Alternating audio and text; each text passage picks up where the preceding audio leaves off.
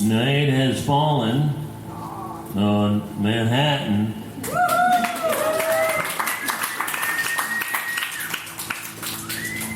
It's not dark in the desert yet. We've got another 2 hours to go. Welcome, everybody. Thank you for coming. Thank you, Jonathan, for hosting Desert Oracle in New York.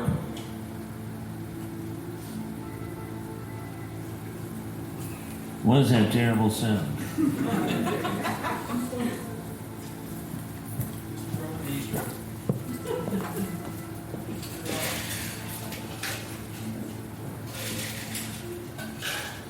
So it's almost Halloween. We thought it was a good time to tell some ghost stories.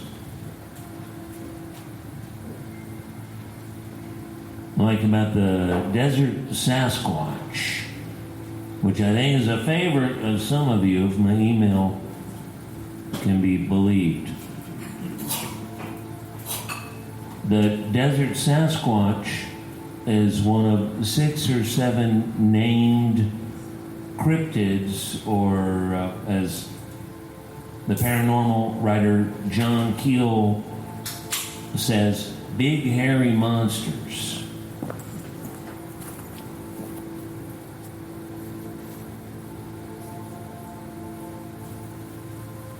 Has anyone here seen a big hairy monster? I saw one on the subway just the other night. The Desert Sasquatch had its 1.5 years of notoriety in a place called the Antelope Valley, named for all the pronghorn antelope that were killed off there right before the housing tracts went in.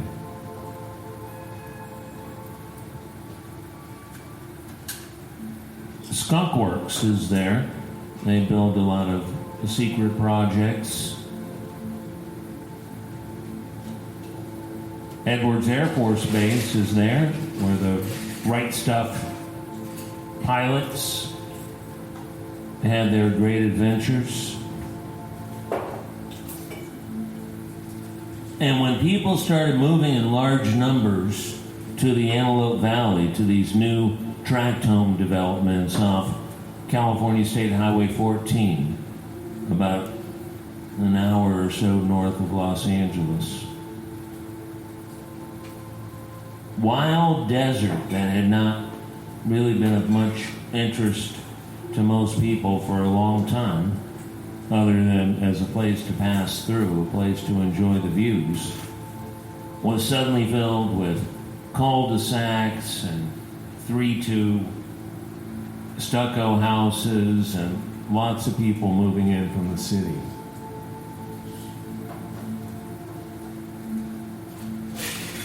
And seemingly in response to this sudden drastic change to that environment, a creature called the Desert Sasquatch started to be reported all over Palmdale, Lancaster, the west gate of Edwards Air Force Base.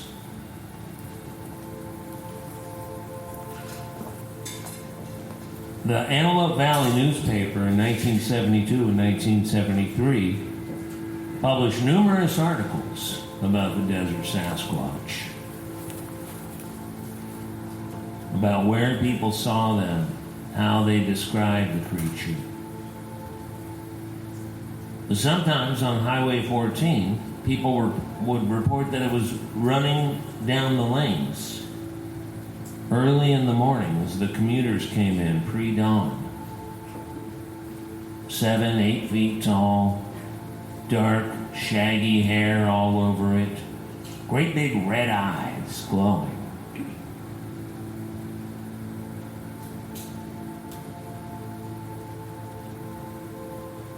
Once by Elizabeth Lake, a little boy was sent by his mom to go get his dad working out in the garage. No one saw the boy for a while. The dad finally came in of his own accord. Where's the boy? Where's the kid? No one's seen him. Everyone spreads out from the house over the property. They find him huddled over, shivering, eyes like this. What's going on?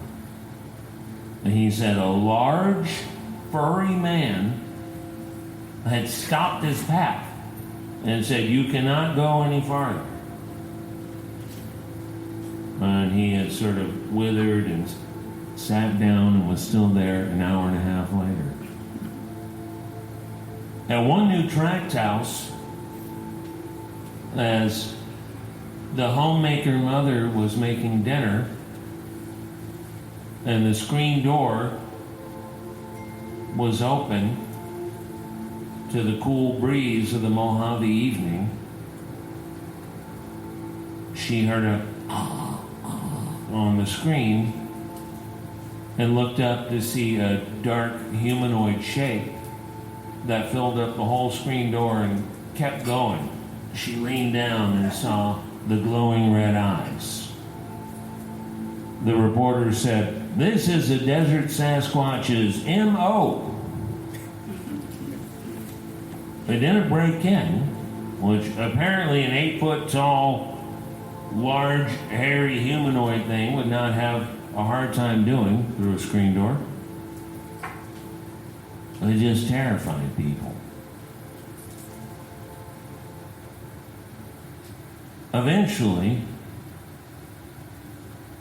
a posse was formed to kill the Desert Sasquatch. These were military men, after all. And they had been threatened by a terrible beast.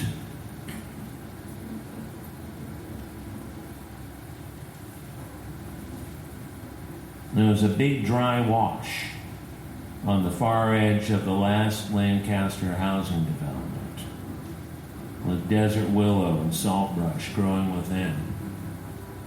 The posse split. People had rifles, handguns, service revolvers.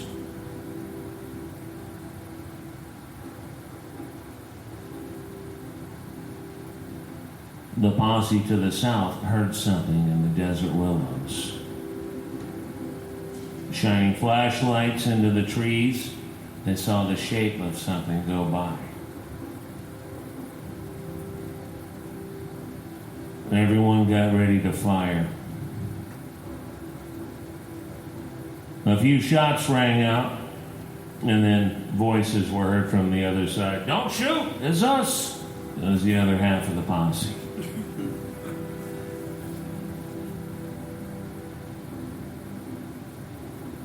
There's old Blue Eyes.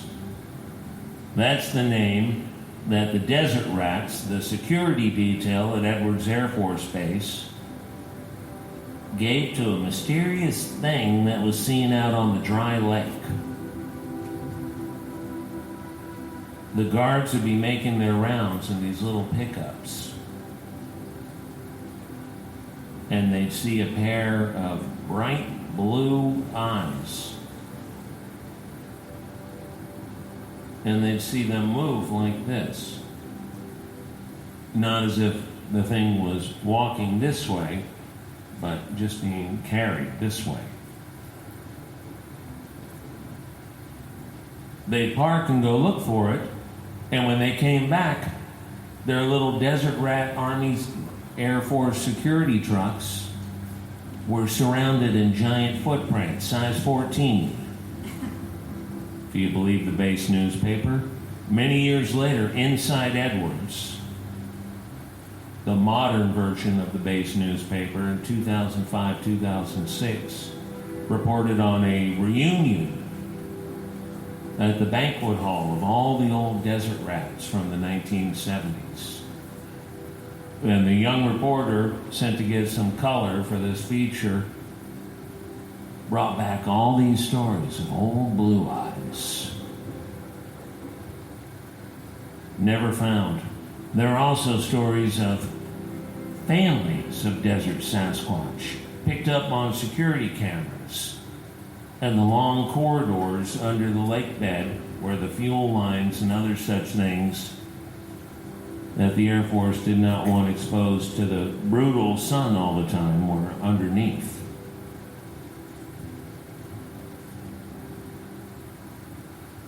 And then there's Yucca Man. Everybody loves Yucca Man. The best Yucca Man story comes from around the same time, during the Vietnam War, when the 29 Palms Marine Base expanded. The East Gate of the Desert Training Center for the Marine Corps was out by a place called Wonder Valley. It's a lonesome, desolate place. Not much grows there. The guard is on the overnight shift. The unhappy price of being a new recruit with no other skills. There's a little booth. It's still there, although you can't drive in from that gate anymore. The booth has a door on one side, a window at chest level with a little counter for the back and forth of clipboard and official forms. The guard had a radio, was listening to a local station. If you're in a very dark place and you have a bright light above you, everything outside is much, much darker. So when this young Marine, this young grunt, began hearing a heavy shuffling around the booth, he couldn't see a thing. Finally, the footsteps were much closer. It sounded very heavy and very large. And he thought he could see a shadow of something going on. So he got his flashlight, service revolver on his belt.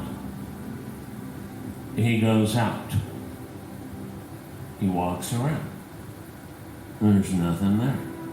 He walks around again. There are very large footprints behind his own. It's following him.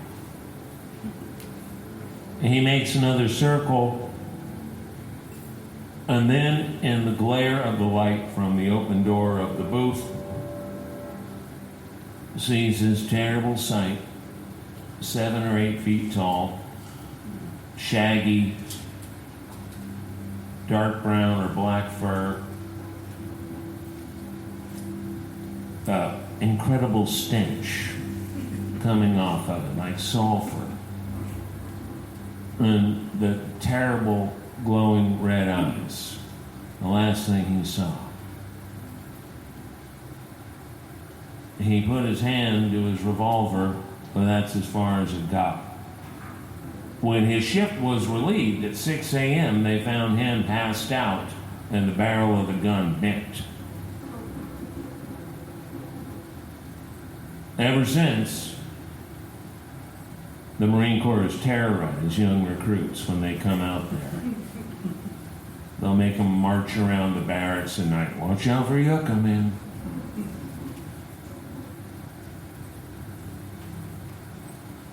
We have mystery lights. Has anyone here seen mystery lights?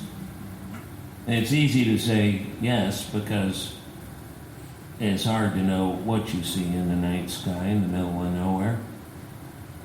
But if you're really curious, you can use your web browser on your phone and look at one of the flight radar sites.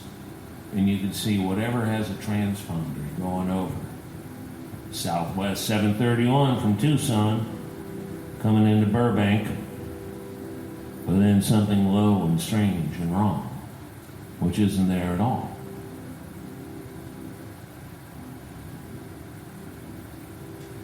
I saw one myself in 2001. It was 10 weeks or so after 9/11. Anyone remember 9/11? I hear no one knows what that is anymore. It was a big deal at the time. So everyone's watching the sky for God knows what comes next.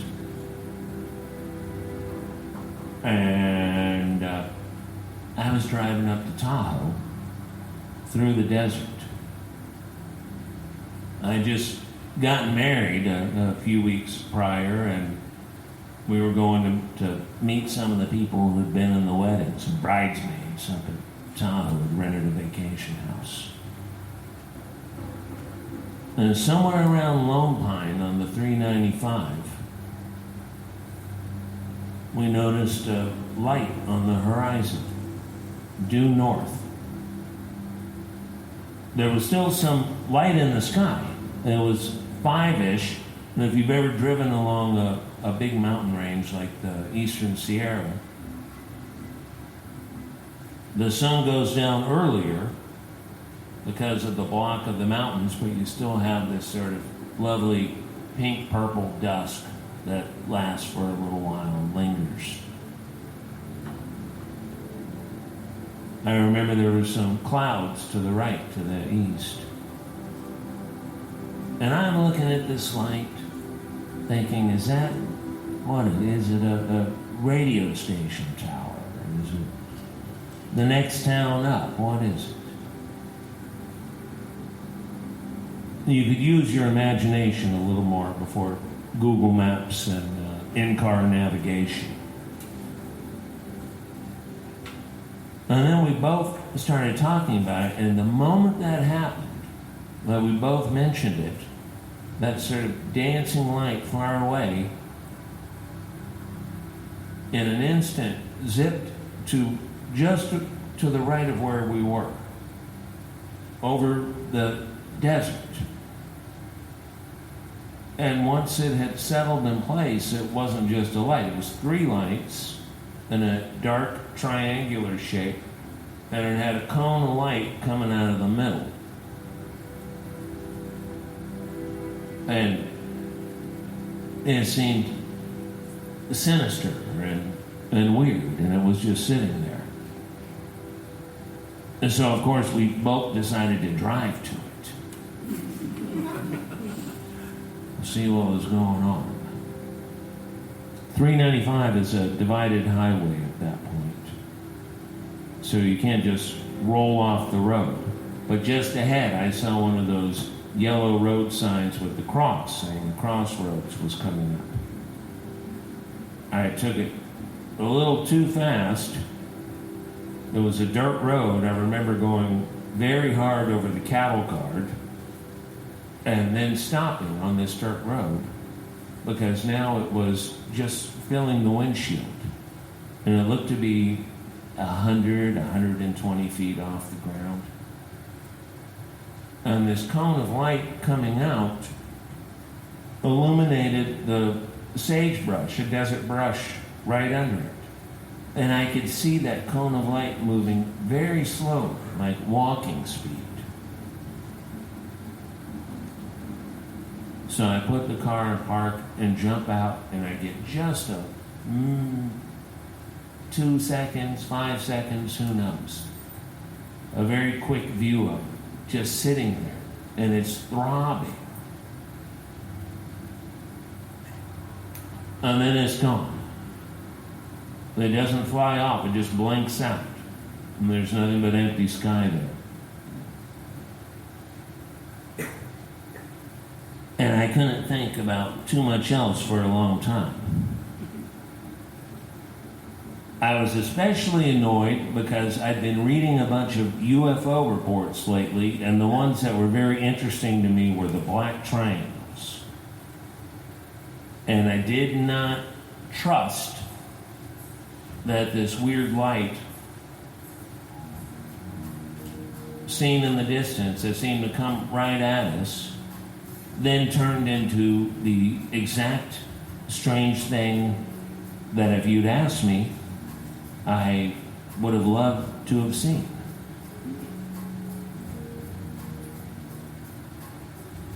A couple of weeks later, I was looking on the internet and I found a place called the National Institute of Discovery Sciences. You always know it's a crackpot organization when they put science in the name and they collect UFO reports. Well, I quickly emailed them.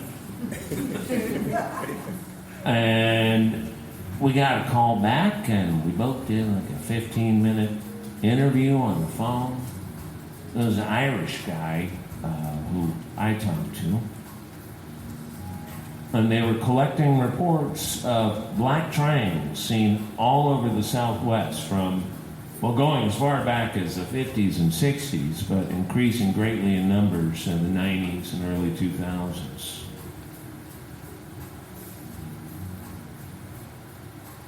And I never heard anything else back. What are they going to do? Prove it? Well, they put out a report, and a bunch of mainstream news organizations put out articles. You can look these up from 2003 or so, a year or two after what we had seen. MSNBC ran a story, Washington Post ran a story, all pretty much off the press release. And there were some ideas about what maybe there's secret government, something or other, who knows. I've seen stealth fighters, stealth bombers.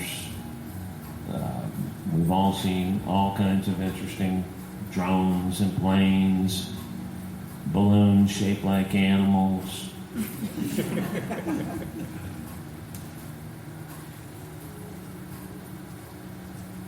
But I've never seen anything just disappear out of the sky.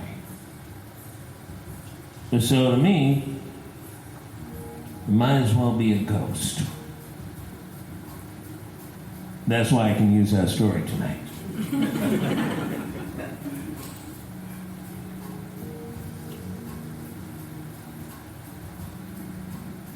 Now we're going to do something very special. I think some of you know, but you might have gotten a clue from the title of the event.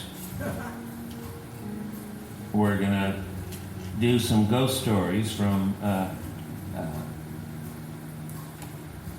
you all, from the people here. And to help us get it started, I'm going to invite my dear friend Matt Welch from the Fifth Column podcast, video podcast. Now, it's a lot of pivoting to video these days,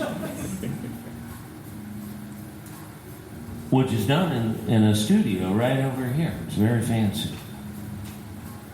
I was over there doing a program with Matt the other day, and they give you a little cup of water. I said, when I listen to that podcast, you guys are always drinking whiskey, you know. Maybe give a man a drop of whiskey to relax the vocal cords. And he brought over this bottle of whiskey that looked like a Star Wars robot of some kind, and poured a measure or two, and I'm taking a sip. That's $1,000 whiskey.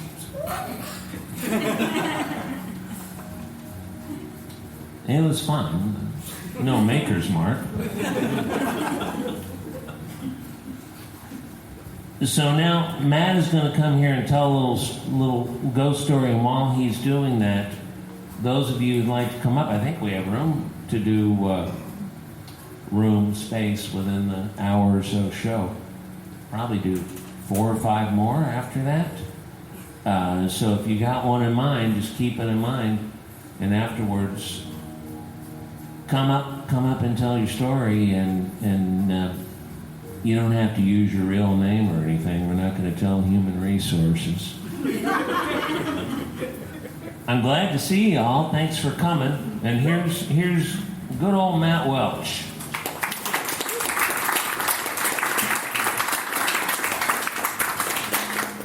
So Ken probably thinks that I'm going to talk about that ghost that lived in the apartment that we lived in Prague, but I'm not. Because when he... That's a shame. Because that ghost was pretty friendly to me. It was the other people in the apartment that seemed to be all... They didn't like visitors. They didn't like visitors. It seemed all bad out of shape. Coulter was just... They were not kind to Coulter, but, I mean, can you blame them? So I'm going to just tell a story. It might be more classified as a scary story. Scary to me. It's about a story about me being scared. So from Southern California, and that's right. This is back when I was 15 years old. It's a story from April 7th, 1984. You will understand at some point why I remember that date precisely. So I was 15. I had a friend. We will call him Wolf Larson, I think, instead of his actual name, because last time I looked, he's still in senior deputy management of the Orange County Sheriff Department. And we are all, my friends from Long Beach, are all still scared that he's going to just show up one day and punch us in the face. So I don't want this to come back to him. So, but he was a guy who, to me, if you ever saw like The Man Who Shot Liberty Valance, I was Jimmy Stewart and he was John Wayne, right? Like I was the scared, nervous guy, and he was always like taking me under his wing to like teach me about how the world really worked, which means that he'd corrupt me. It's the first person to get me drunk, and so on, and like learned how to talk to people and be strong in the world. So we're 15. My dad is a longtime Angels fan, season ticket holder, California Angels baseball team, and We don't need the whole sports backstory. absolutely are going to do a lot of sports backstory. So we have tickets to a game. My dad and stepmom are out of town. We get a ride from his dad out to the game, and we didn't have any way to go back. And we're 15, and we don't have cars, and there's no transit in Southern California. And we take this like you do if you're a 15-year-old kid, like, ha, this is going to be a great adventure. It's going to be fun. We don't know how we're going to figure out, but it's going to be great. Let's keep our eyes open for signs and portents showing how we're going to light our way to the glorious future. So it's getting late towards the game. We had seats over by the first base area, and the pitcher of the Angels, a guy named Ken Forsch, good pitcher, crazy play, little ground ball, sort of dribbles towards first base. He runs over, picks it up, and decides the best thing for him to do to get the runner out at first base is to dive headlong and sort of tag it with his glove, like this. And he was a big, tall, awkward guy, kind of like Ken, and he, without the beard, and smashed his elbow and shoulder down, writhing in pain, and ruined his career. So we're looking at this like, that seems like a bad sign or portent, and remembering that I had been in the exact same place 2 years previous and saw another player ruin his career on a single play there, a guy named Rick Burleson. So we're thinking, okay, maybe it's not looking great.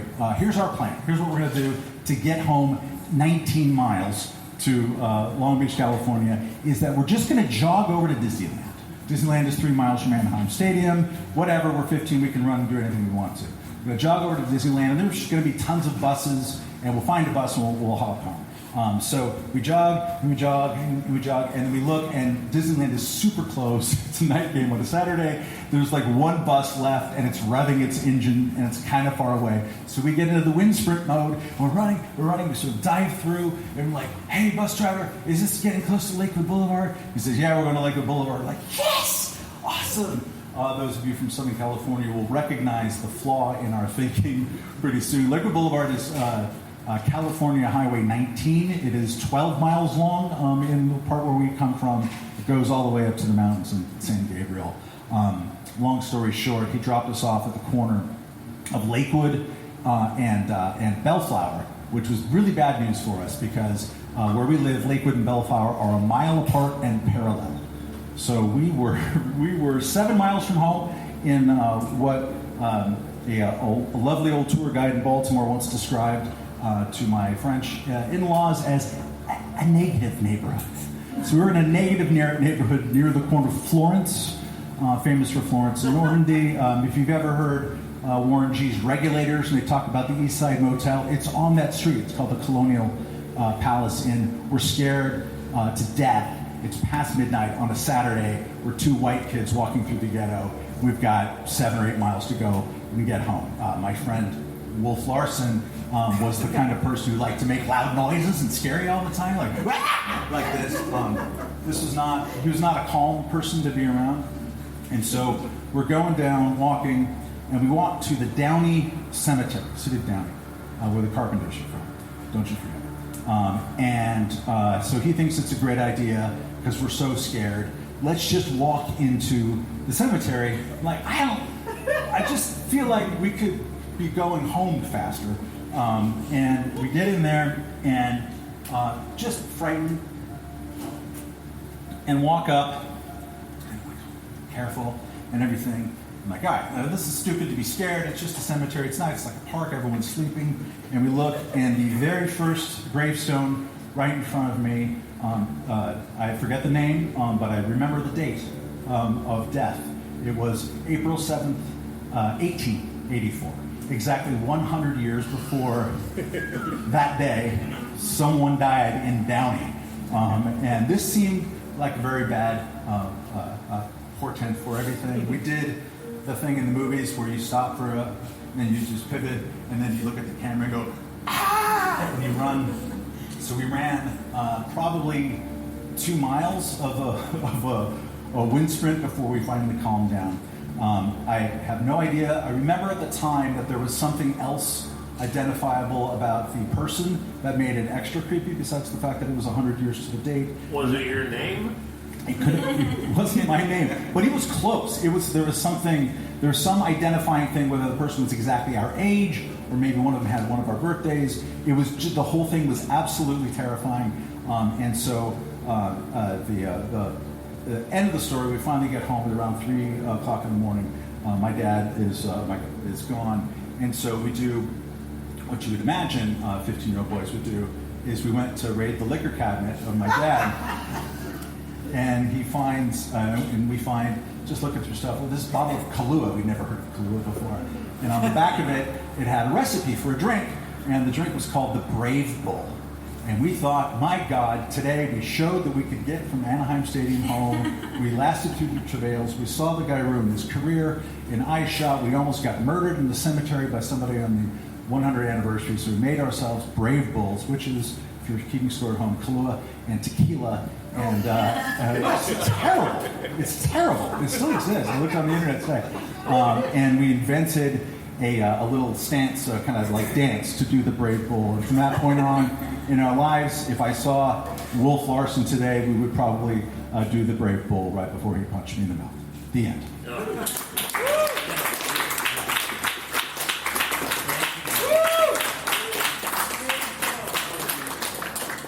Oh, that was good. All right, I'm looking around. Oh, look. Oh, I see somebody who's going to tell a story. Now we're going to bring up our old friend, who you know and love from the radio show in Prague we did 30-odd years ago. But you may have also seen him on a show, I think it's along with Ken Burns, the main thing that public television runs when they want your money, because everybody likes it. It's called Antiques Roadshow, and this is the great Nico Lowry from Swan Galleries right here in New York City.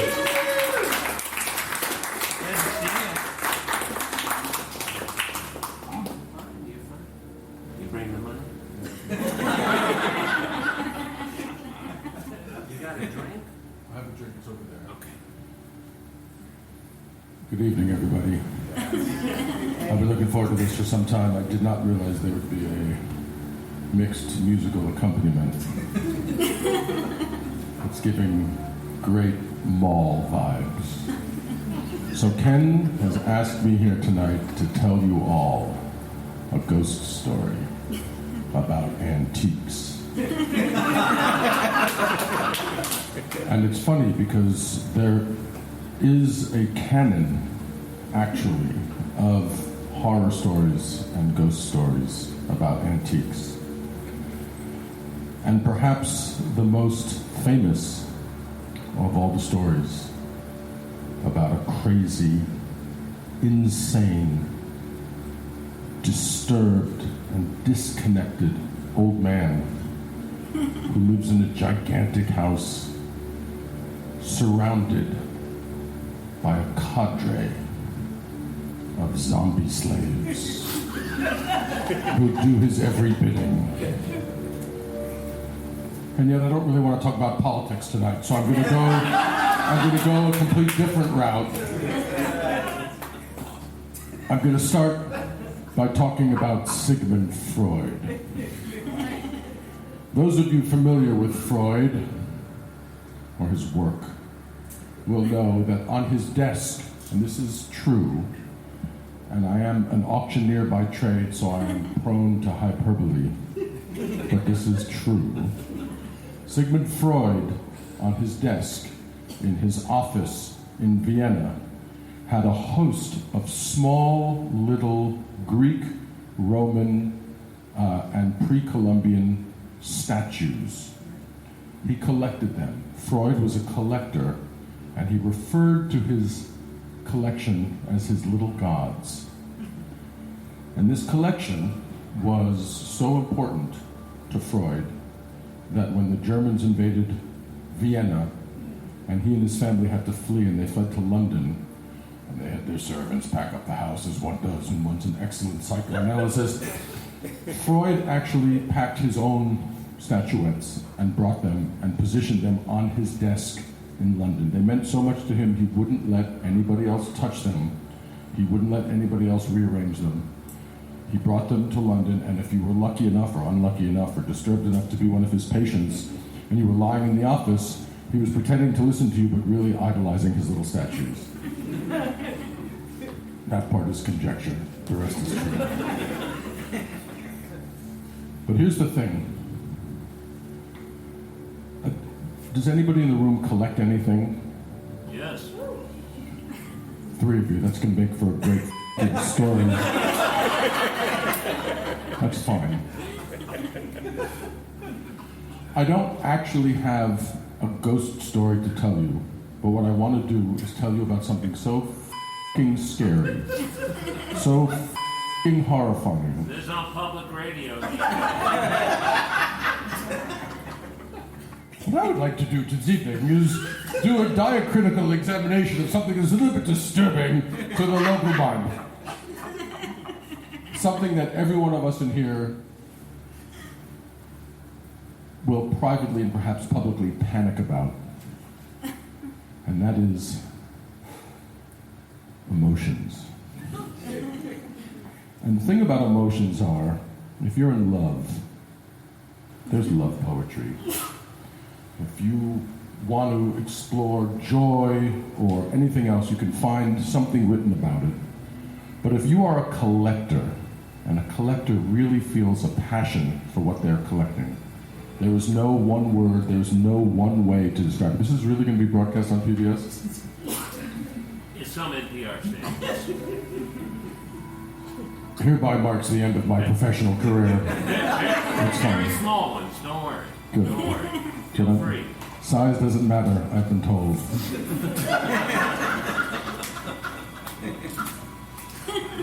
Sigmund Freud, circling back here, I was distracted. Sigmund Freud, those of you who have read his writings, he wrote about everything.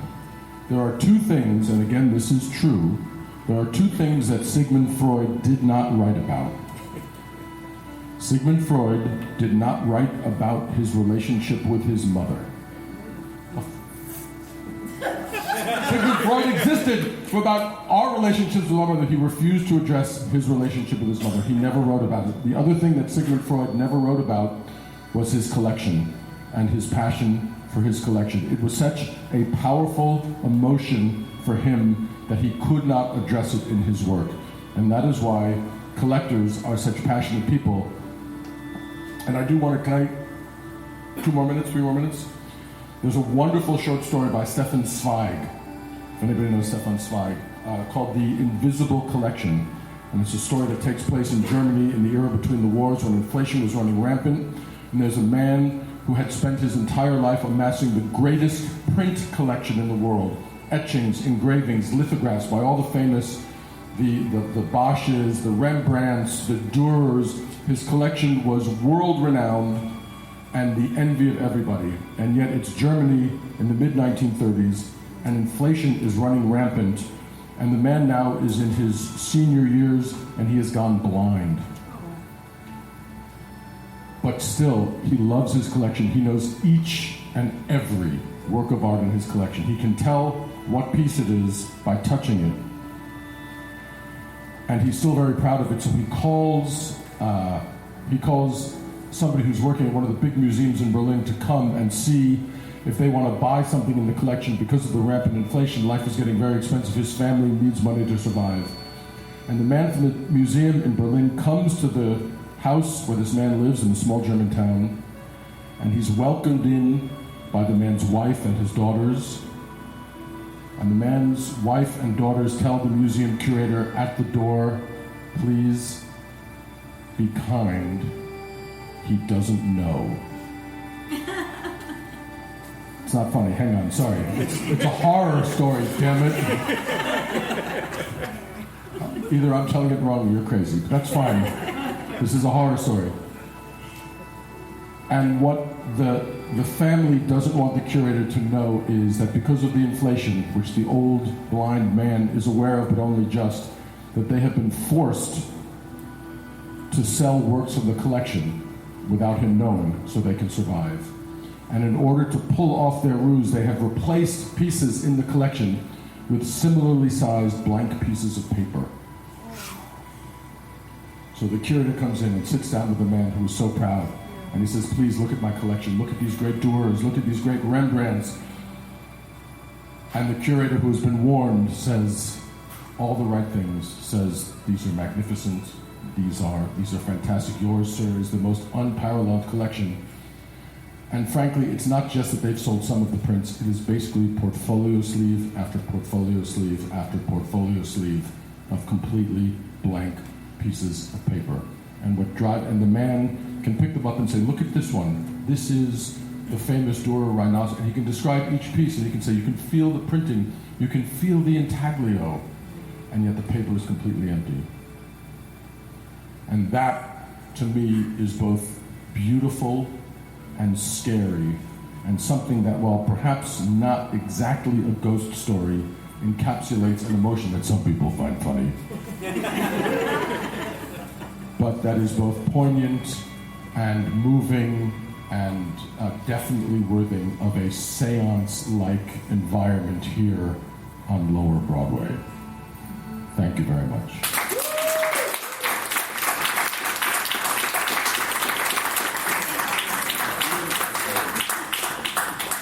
Mr. Lowry, thank you. Before you go, will you tell us the name of your beautiful movie about Czech graphic design that it had a recent screening here in town? It actually opened up the Architecture and Design Film Festival a week and a half ago. It's a movie called Identity, a Czech graphic design love story. There's a lot of sex, there's a lot of violence. The best way to describe it is it's sort of like Anthony Bourdain meets Antiques Roadshow. Walking around the Czech Republic, talking about art, exploring the history of Czech graphic design. Among the small differences with that analogy is that it was me, not Anthony Bourdain. And it was. You're still with us. I am still, thank you. And it was posters, books, prints, and architecture, not delicious noodles and fried shrimp. But the movie is great. It's available on YouTube. You can watch it on YouTube without subtitles. It's mostly in English, but it gets a little confusing if you watch it without subtitles. But thank you. Yes, we know each other from Prague point of view. It was a thrill to film. Right? It was just great. I spent 5 weeks all around the Czech Republic, going to wine festivals in Moravia, going to Brno to visit typographers. It was just great. Doors were opened that after so many years I had never seen, and it was fabulous. Oh, congratulations. Identity. Nicholas Lowry, everybody.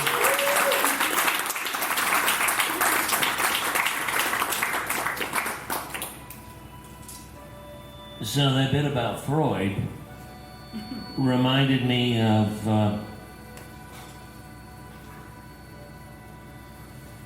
Freud's close companion,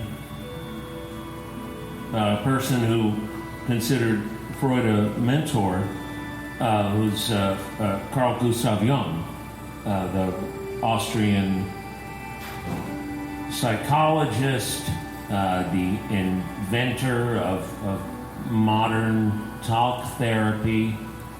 Not the greatest claim to fame today. It used to be a little more highbrow before the BetterHelp ads on every blog and YouTube video. Maybe just on mine, I don't know. So Carl Jung collected all sorts of things, and the thing that he was most interested in collecting in his later years were German and Austrian beer steins, which are very elaborate, often ceramic, in shapes of different coats of arms, knights, soldiers, etc. And as he became very old, he had a very long life, and lived in his tower of stone that he built on the lake. That was his sort of archetypal stone tower that the hero must go through his own life to find. He collected beer steins that were shaped as bears. And in his last days, his wife was gone, most of his family was gone, he had a caretaker or so. He loved these beer steins in the shapes of bears and kept them all around him when he was mostly bedridden. And he would talk to them, treat them much like Freud treated his beloved little statues, his little gods. Who's got a story? You got 5 minutes. Come on up, my friend.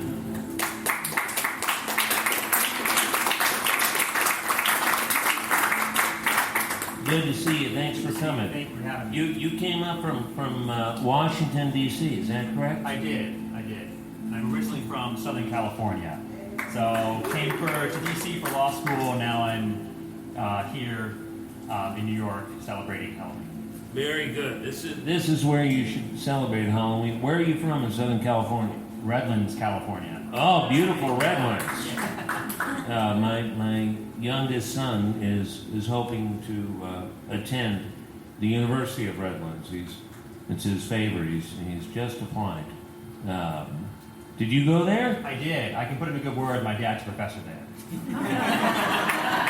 My wallet's over here. I take check, cash. Yeah, we'll talk. You got a Venmo? Oh, that's very interesting. He would love to hear about that. Let's hear your ghost story. I'm going to give you the mic, and as a lawyer, you bill by the minute, right? Yeah. So you know about 5 minutes. Yeah. And what you have you told us your name? My name's Duncan. Duncan, welcome to Desert Oracle Radio. We're glad to have you. Thank you so much. This story comes from Southern California. It's a secondhand ghost story. Growing up, and I had a cul-de-sac where I grew up, and I had a friend who I'd always play with. And his parents were split up, so I've heard this story from both parents, and so therefore, it has to be true. Each parent individually has told me it's true. But essentially what happens is before my friend's parents split up, they lived in Angeles Oaks. And this is the early 2000s, and it's up in the mountains, so there's some elevation. And it does snow in California if you get kind of high enough up there. And what happens is there's this huge blizzard going on in Angeles Oaks. And my friend's dad is the chief of the Angeles Oaks Fire Department. And my friend is sitting there, he's maybe 6 or 7, and he's looking out this big bay window.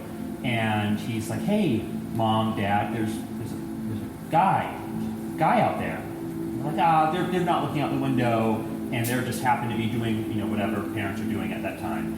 And he's like, no, there's really someone out there. He's stuck in a tree. It looks like he needs help. And he's wearing this green puffer jacket and these orange snow pants. And he describes the individual up in a tree, kind of up, and the parents are not really paying too much credence to their kid, who just is describing something out of a window. And finally, my friend gets really upset. He's like, no, he needs help, please, come look. And the parents rush to the bay window, and they don't see anything. And a couple days later, right after the storm dies down, my friend's dad, was a fire chief, so he goes out and he starts doing these rescues. Because people were stuck and they didn't really know this was happening. That this blizzard-like storm would be occurring. And my friend's dad finds somebody a mile away, and the paper's reported. And my friend's mom gets the paper a few days later, and she's reading it, and it says, local hiker, found dead, and it, talks about this person that they were hiking maybe a mile away, and the paper describes what this individual was wearing.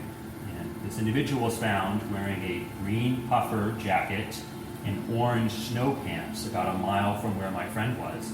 And it's a couple days after the incident, and both parents are looking at this, and my friend's dad was the first person to respond to that and was able, had no idea, how did my son see in a tree, what was happening? And my friend told me that he thought the person was talking to him up in this tree, and a few days later, the newspapers claimed they found somebody and were trying to ID the body, and it was exactly as my friend had described to his parents, who each individually described the story to me as happening. So that's my very quick ghost story in Angeles Oaks, California. Woo. Yeah. It happened to me, but it's the one that stuck with me. Oh, that's weird as hell. Yeah. After all these years. Wow. Thank you so much, Thank you for Duncan. having me. We have anybody else? Just one more for old times' sake. Come on up, sir. Thank you for coming. Good to be here. Good to see you. And tell us, you don't have to use your last name. You tell us your name and where you're from. Damien, originally from Staten Island. That's local. Welcome. So it's not a ghost story, kind of a ghost story. When I was 5 years old, my mom's mom, my grandma Edith, died. And I heard family saying someone passed away. And I was trying to, what does that mean? What does passed away mean? And when I asked, everyone said, oh, she's asleep. Grandma's asleep. And they brought me to the funeral, which I don't know that a lot of people bring 5-year-olds to the funeral, but my grandmother and I, we were very close. And not until I got to the funeral did I get, when they bent me over the coffin to kiss her, and I felt the coldness of her body, did it all kind of, make sense. Of course, I broke down. They gave me to my other grandma to console me. About 6 months after she died, I wake up in the middle of the night, and there she is standing at the foot of my bed, just kind of smiling and looking at me, and this really warm, wonderful feeling came over me, and I asked her, it's like, where are you? And she didn't respond. She just kept looking at me and smiling. And I said, are you coming to get me? And she just kept looking and smiling. And I went to sleep, and I woke up the next day, and I said to my mom, Grandma came to get me. Grandma came to visit me last night. And my mother said, oh, you miss your grandmother, don't you? I was like, no, she was here in my room. She was there in the pink gown. She said, I know, I understand. You really miss your grandmother. And so that's my story. Thank you.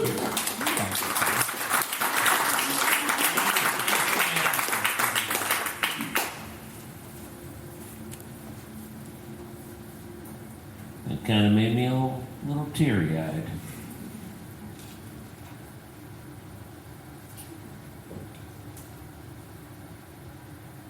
Well, I guess I'll have to tell one to wrap it up.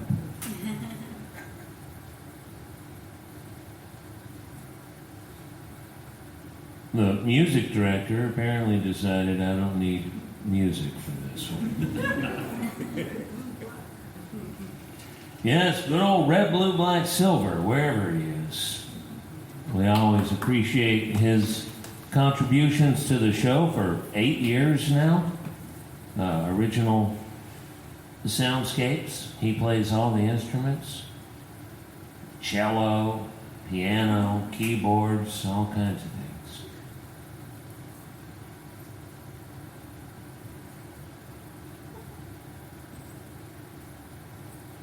maybe I'll start the music again. Then you can give red, blue, black, silver.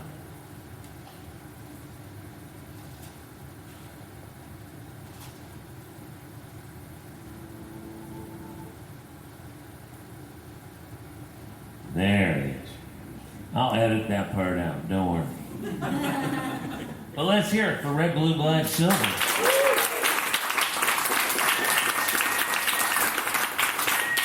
He really does exist. We've even done a couple of live shows together. He was there for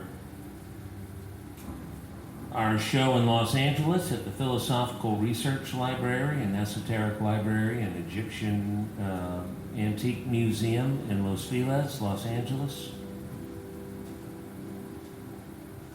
I think that's about it. It's hard to get him on the road. But he's good live. So happy almost Halloween. This story of mine is not unlike Damien's, and that it involves the passing of a close member of my family. And this happened when I was 7 years old. I remember it very clearly. We're all different when we start having detailed, clear, lifelike memories of our past. And I've got some before this time, but this one is especially clear because it had a strange impact on everyone. And those moments tend to make deep, strong memories.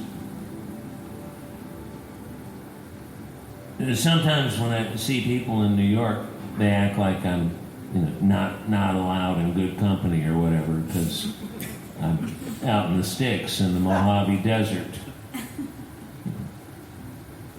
Don't know how to use a fork or whatever.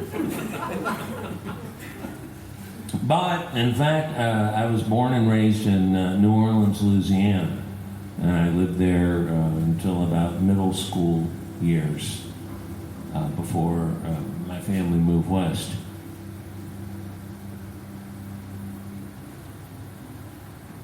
So I lived for a while. My parents both worked at NASA in Houston, and after the Apollo 11 great success, the federal government decided to lay everybody off because we'd done it. And having 5,000 people in Houston and the housing developments just south of the Space Center all go up for sale at the same time caused some family strife. So we ended up moving in with my grandparents, who I loved very much, in the lower Ninth Ward in New Orleans, in a double shotgun shack. It wasn't a shack, it was a strongly constructed house that had been there over a century at that point. My aunt and uncle, great aunt and uncle, lived in the other half of it. And sometimes when I go to town, I'll go over and look at it, and it's still there. It did not get washed away in Katrina like a lot of newer homes with flimsier construction. In fact, the last time I was there, it was an Airbnb, so that really warms the heart. See a bachelorette party in the house you grew up in with phallic Christmas lights hanging outside. It's not the worst thing. Not the very worst thing. And then we moved out into our own house not too far away. But we still saw my grandpa and my Ma-Dee, we called her. She was Cajun, as I am half. And they were getting on in years, but it's hard to tell when you're little because they're always old. They're old when you're first aware of them. Well, on a particular week, my mother, who was at home at the time and not working because she just had my little sister and was staying home for a year or two with her, I'd hear her on the phone, increasingly irate, talking to my grandmother, saying things like, "Oh, that's not happening. You're just old." It sounded rude to me. What my grandmother was apparently telling my mother was that in this shotgun house, they call it a shotgun because you could fire a gun through the front door and go out the back door. All the doors were on the same side, no halls. Living room, bedroom, the kitchen, bathroom, etc. As she said, from the very back of the house where their bedroom was, she woke up and saw black curlicue designs on the white painted ceiling. Something like the wrought iron you see on porches around there. And over the course of a week, these swirling black lines contrasted against the ceiling were moving south through the house toward the front of the house, toward the front living room and the stoop and the street.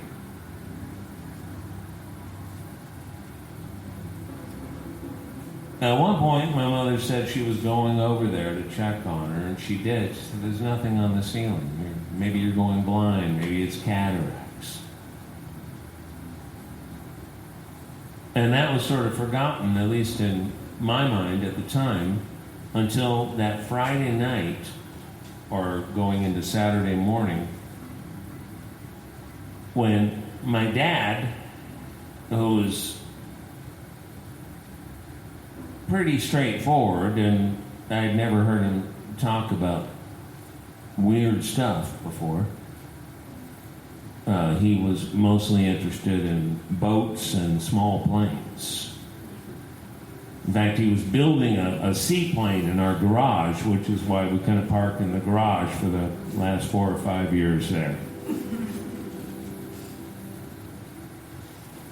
Sometime after midnight, he turns all the lights on, walks through the house, and wakes everybody up.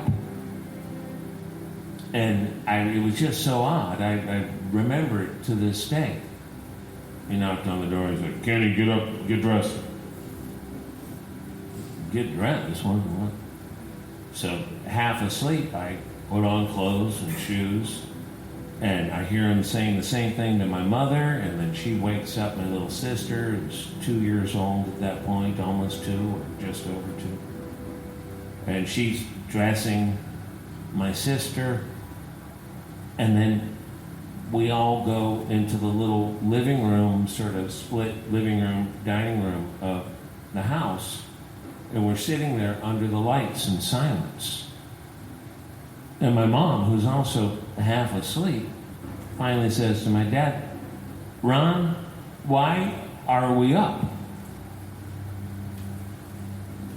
And he says, as if in a trance, "The phone is going to ring."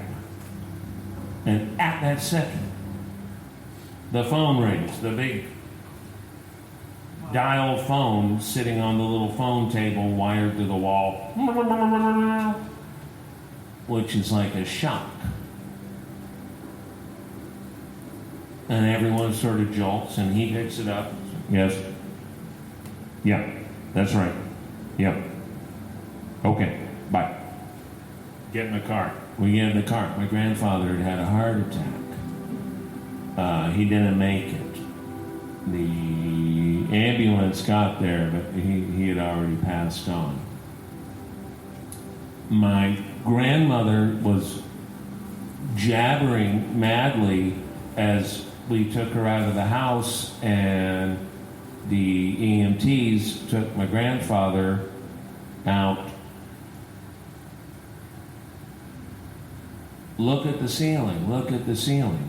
The black swirling lines had reached the end of the house. But she was the only one who could see them.